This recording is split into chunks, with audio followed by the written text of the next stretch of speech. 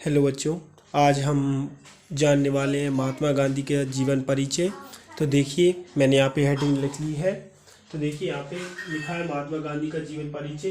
तो हम जानेंगे उनका जन्म कब हुआ था, यानी कि 2 अक्टूबर 1869 को कहाँ पे हुआ था, पोरबंदर गुजरात में, यानी कि 2 अक्टूबर 1869 को गुजरात में उनका जन्म हुआ था। और इसके बाद में देखिए उनका पूरा नाम, यानी बात आती है गांधी जी का पूरा नाम। तो इनका पूरा नाम था, इनका पूरा नाम, तो इनका पूरा नाम था मोहन दास करमचंद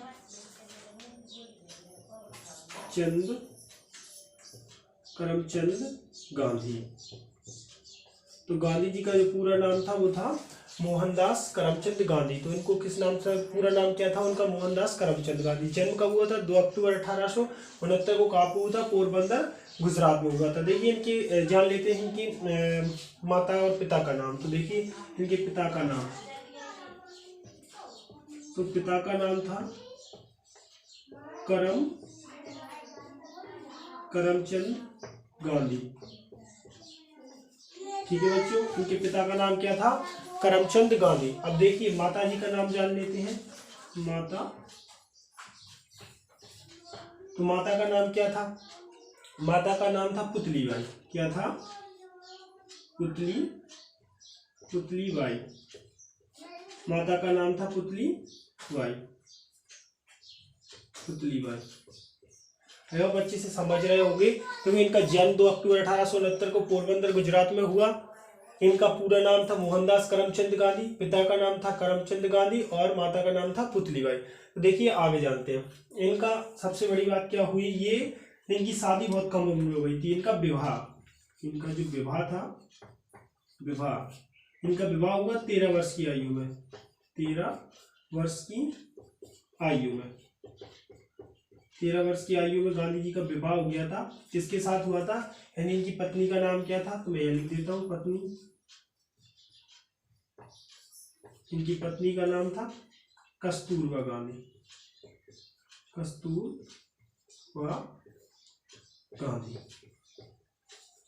ठीक है बच्चों, ये समझ पाए। इनका विवाह हुआ 13 वर्ष की आयु में। इनकी पत्नी का नाम था क्या, कस्तूरबा गांधी। अब इस शादी के बाद ही वो इन्होंने फिर देखी क्या हुआ, इसके बाद सीधे गांधी जी कहाँ जाते हैं, अफ्रीका जाते हैं पढ़ाई के लिए। क्या जाते हैं, अफ्रीका। तो गांधी जी अफ्रीका कब गए, तो क्वेश्चन बनता है हमारा कि गांधी जी अफ्रीका कब गए। तो देखिए गांधी जी अफ्रीका कब गए थे, तो गांधी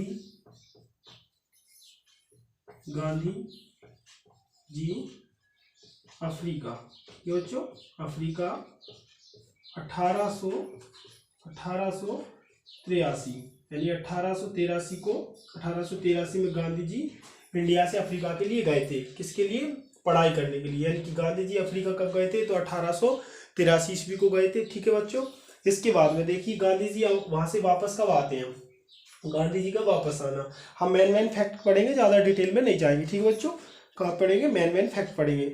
सबसे पहले गांधी जी क्या करते हैं, एक सत्याग्रह करते हैं। गांधी जी का पहला सत्याग्रह होता है सत्याग्रह, है ना, गांधी, ठीक है, गांधी जी का पहला सत्याग्रह क्या होता है,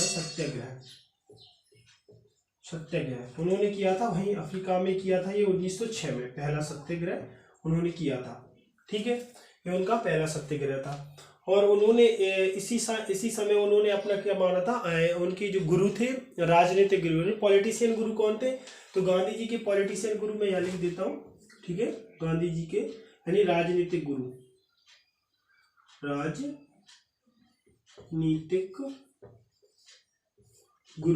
तो राजनीतिक गुरु उनके कौन थे, तो यहाँ देखिए राजनीतिक गुरु थे गोपाल कृष्ण गोखले।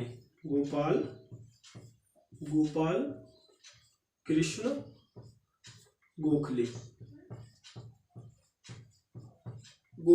गोखले जी तो जो इनके राजनीतिक गुरु थे, उन्होंने इनको एडवाइस दिया कि इससे पहले इन्होंने उनको राजनीति के बारे में पढ़ाया और समझाया कि क्या करना हुआ, इस तरह से उनके जो, इसीलिए उन्होंने राजनीतिक गुरु किसे माना अपना, गोपाल कृष्ण गोखले को अपना राजनीतिक गुरु माना। पहला सत्याग्रह 1906 में हुआ। अफ्रीका 1883 में गए थे। शादी उनकी कस्तूरबा गांधी के साथ हुई थी 13 वर्ष की आयु में। पिता का नाम था करमचंद गांधी, माता का नाम था पुतलीबाई और पूरा नाम उनका मोहनदास करमचंद गांधी था। 2 अक्टूबर 1869 को उनका जन्म हुआ था। अब इसके बाद में देखिए सीधे हम आते हैं कि महात्मा गांधी इंडिया वापस कब आए, है ना। तो वो गांधी जी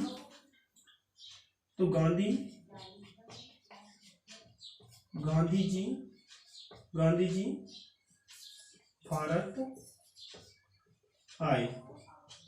तो गांधी जी का भारत आगमन कब हो गया था? देखिए बच्चे, गांधी जी का भारत आगमन हुआ था 1915 में। 1915 को गांधी जी भारत आ गए थे, 1915 में। ठीक है, मैं सही से लिख देता हूँ। 1915 में गांधी जी कहाँ आए थे? भारत आ चुके थे। 1915 में फिर से गांधी जी LLB वगैरह करके जो स्टडी का अपना, और वो 1915 में भारत वापस आ चुके थे। ठीक है बच्चों, आप समझ पा रहे होगे अच्छे से। तो देखिए बच्चे, इतना समझ पा रहे होगे। आगे देखिए, 1915 में ही उनको एक उपाधि मिली थी जो भारत के सम्राट ने उनको दी थी, यानी कि किस नाम से? केसर-ए हिंद।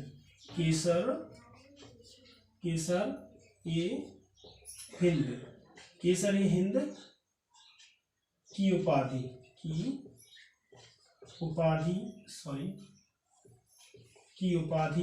किसे मिली थी? तो गांधी जी को मिली थी। केसर-ए-हिंद की उपाधि किसे मिली थी? गांधी जी को मिली। गांधी जी को किसने दी थी? तो भारत के सम्राट ने दी थी। उस टाइम गांधी जी को ये केसर-ए-हिंद की उपाधि मिली 1915 में। और 1915 के बाद गांधी, देखिए अब 1916 में क्या होता है। 1916 में गांधी जी ने क्या किया, मैं इधर लिख देता हूँ। ठीक है, आप देख पा रहे होंगे सभी लोग। 1915 के बाद में की जो कहानी हम देखने वाले, देखिए वो, यानी कि सबसे पहले उन्होंने की साबरमती आश्रम। आपने सुना होगा साबरमती आश्रम की स्थापना। यानी साबरमती आश्रम कहाँ पे बना हुआ है? साबरमती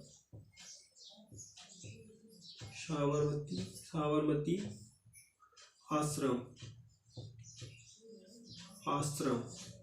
तो देखिए बच्चों, इसकी स्थापना, साबरमती आश्रम की स्थापना कब की गई थी? 1916 को।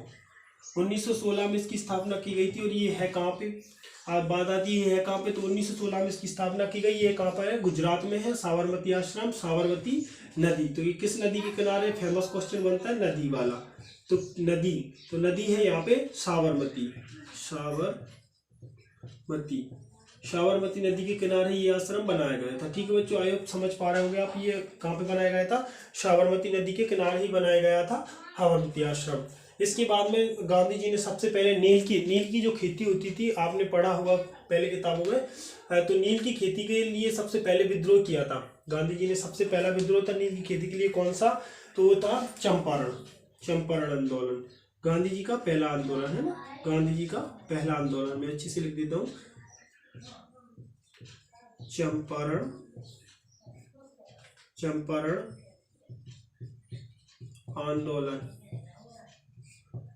आंदोलन। ठीक है बच्चों, ये चंपारण आंदोलन बहुत प्रमुख है गांधी जी का। चंपारण आंदोलन ये कब हुआ था? चंपारण आंदोलन, देख गांधी जी का चंपारण आंदोलन कब हुआ था? सन 1917 में। सन 1917 में क्या हुआ था? चंपारण आंदोलन की शुरुआत की गई थी। सन 1917 को चंपारण आंदोलन की शुरुआत की गई थी। ठीक है बच्चों, चंपारण आंदोलन का प्रमुख कारण क्या था? नील की खेती का विद्रोह। क्या था? नील की खेती का विद्रोह।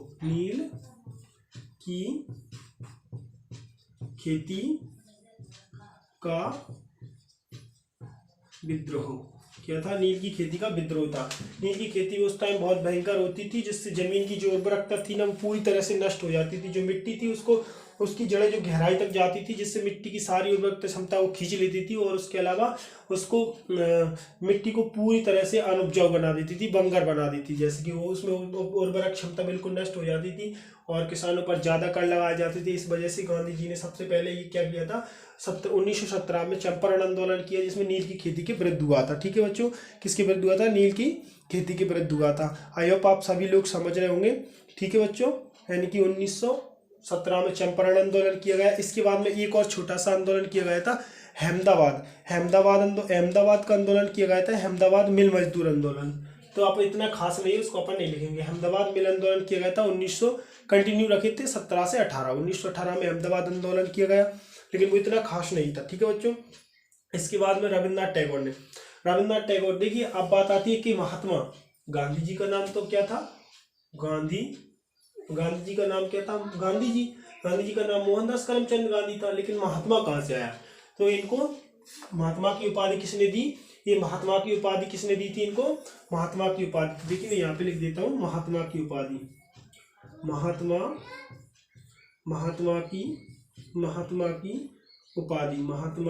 की उपाधि। तो महात्मा की उपाधि किसने दी थी इनको? महात्मा की उपाधि हमारे रविंद्रनाथ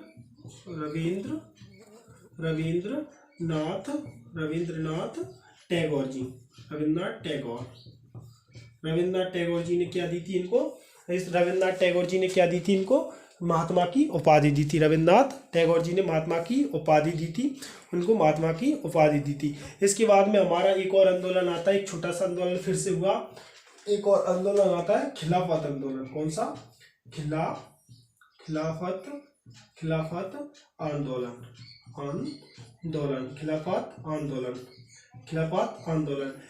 आंदोलन का प्रमुख कारण क्या था? खिलाफत आंदोलन क्यों हुआ? खिलाफत आंदोलन में सबसे पहले गांधी जी खिलाफत आंदोलन की, देखिए अब तुर्की के जो कोई राजा या इस्लाम के खिलाफ, यानी जो मुसलमानों के खिलाफ कोई चर्चा चली, उसके बाद विवाद को लेके महात्मा गांधी ने उनके यहाँ पे कोई अत्याचार किया जा रहा था, तो उनके लिए तुर्की के जो इस्लाम थे उनके खिलाफ में ये हमारा खिलाफत आंदोलन हुआ था। अब ये हुआ कब था?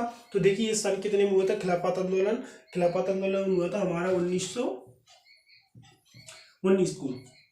देखिए खिलाफत आंदोलन ही नहीं हुआ था 1919 में, और भी बहुत सी घटनाएं घटी थी 1919 में, लेकिन अभी हम इनको डिस्कस नहीं करेंगे। जैसे 13 अप्रैल 1919 को हमारा जलियांवाला बाग हत्याकांड हुआ था, तो इसको हम नेक्स्ट वीडियो में डिस्कस करेंगे, बट पहले हम गांधी जी के ये सारे चीज़ों को कंप्लीट करें। ठीक है बच्चों, तो यहाँ पे क्या हुआ? खिलाफत आंदोलन 1919 में हुआ था। ठीक है बच्चों, आई होप सबको समझ में आ रहा होगा।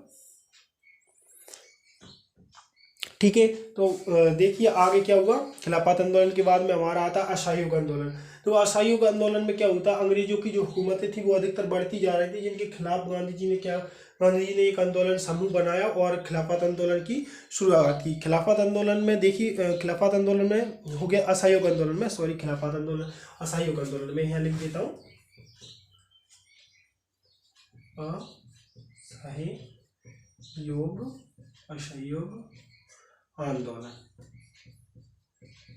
असहयोग आंदोलन। ठीक है बच्चों, असहयोग आंदोलन कब हुआ था? इनकी सन बेस्ट रहेंगी, सन सभी को याद रखना है। ठीक है बच्चों, कि खिलाफत आंदोलन कब हुआ था? तो खिलाफत आंदोलन 1919 में हुआ था। नील का विद्रोह यानी चंपारण आंदोलन में किया गया था, तो ये कब हुआ था? 1917 में हुआ था। साबरमती आश्रम की स्थापना 1916 में हुई थी। मैं एक बार रिविजन कराऊंगा अभी जस्ट मिनट बाद। देखिए तो यहाँ पे असहयोग आंदोलन कब हुआ है हमारा? 1920 में असहयोग आंदोलन हुआ था, गांधी के द्वारा चालू किया गया। यह असहयोग आंदोलन ये भी प्रमुख था, गांधी के द्वारा किया गया असहयोग आंदोलन। इसके बाद में देखिए मैं डायरेक्ट आपको पढ़ा देता हूँ, क्योंकि अपने पास का समय का अभाव है थोड़ा। ठीक है बच्चों, इसके बाद में हमारा आता है दांडी मार्च या नमक कानून, या उसको सवनी अवज्ञा आंदोलन भी बोलते हैं। क्या बोलते हैं? दांडी मार्च, क्योंकि ये मार्च में प्रारंभ हुआ था। पहली बात तो दांडी मार्च, इसके अलावा इसका अन्य नाम है नमक कानून, नमक सत्याग्रह, और एक और नाम है इसका नमक सत्याग्रह के बाद में सवनीय